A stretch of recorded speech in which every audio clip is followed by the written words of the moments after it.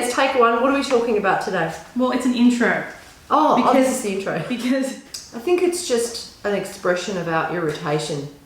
we are irritated. We're irritated. I want to do one episode where we just read out our messenger conversation. In all seriousness, these conversations happen because you ask a question that's simple, because you want a simple answer, and there's no simple answer. I never wanted a simple answer. I just wanted to ask. It's not that you can't process complexity. I'm not saying that. It's just that you want to know something. And usually people who want to know something want a black and white answer. Another thing, are we going to have guests? Yes. All I thought of right, that early, and you've already presented me with one person. One. I've got two. I've got... sorry, two. Don't say names. I won't say names. No names. Even when they're on, we're not going to say their name. We can name drop some things when we're talking about how much I love the NSO. I know you do.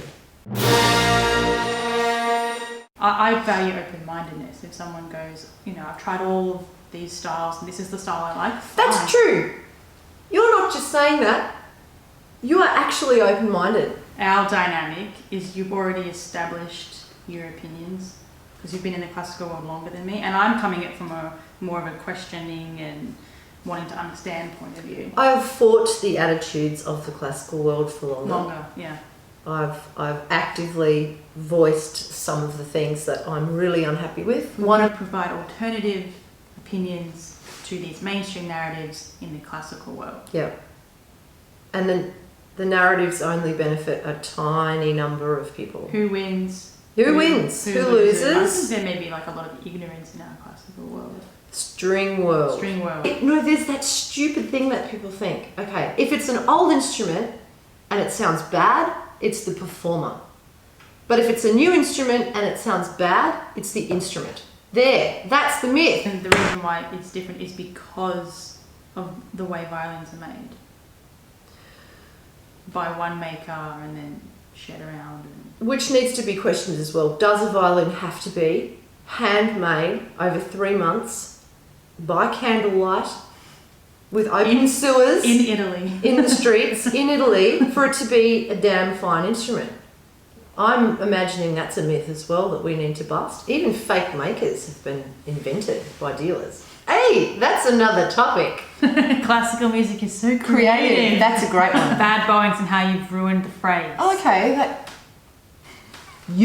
Well, in that episode, we're going to talk about how we have lost the skill of balancing and voice leading, which means if we don't know who's got the melody, we think that we've got the melody all the time. Right. So we're just trying to make a big, beautiful sound all the time instead of understanding that whilst Strauss puts 25 notes under a slur, someone else has something much more interesting. So we can just back off, right? So that's that episode. Good, next. Violin pedagogy. Boring. That's not a myth. Violin pedagogy is not a myth. Here's the myth. Have you done your 1 hour of Carl Flesch scales today? Have you warmed up today? Have you done, what studies are you working on? How many romantic concertos? Have you practiced with the metronome?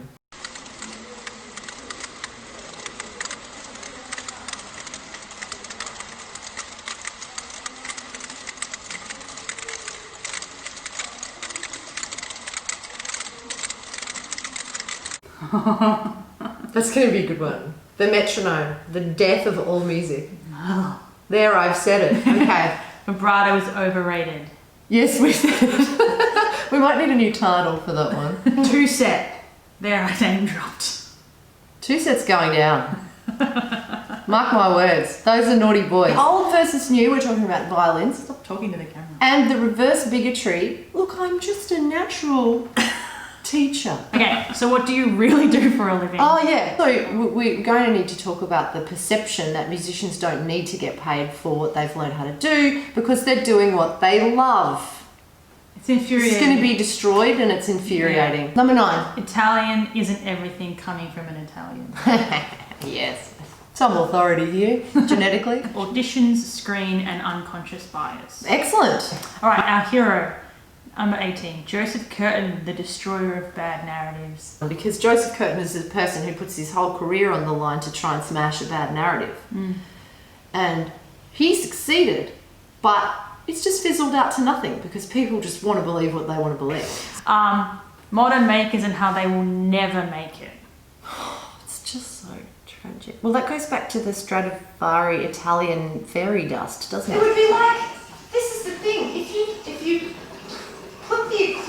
down in front of that philosophy. It means that no one can play the violin like Paganini, and no one should even try. That's the same equivalent.